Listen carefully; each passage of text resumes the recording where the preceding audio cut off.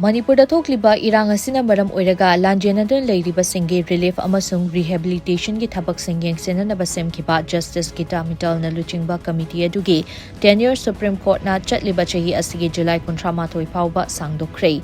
Chief Justice Surya Khan amasung Justice Joymala gi bench amana order adu pass tawraduna hai committee asigi matam haukiba chahi gi July da loikhrabasu ngasi fauba mathau tawduna lakli. Panel asina hauzik faubada punna report nifunithoi lankhatlakre. Committee asi Supreme Court na kumja English ngani kunhumdoi gi August 3 semkibani. Committee asina IDP singi relief amasung rehabilitation gi thabak thauram sing yengsilibani. Masigi mathakta Maharashtra gi hanagi Director of General Police Dattatray Patsal gi karbusu irang asiga mari leinaba criminal case singyeng sinanaba court asana appoint tawkibani.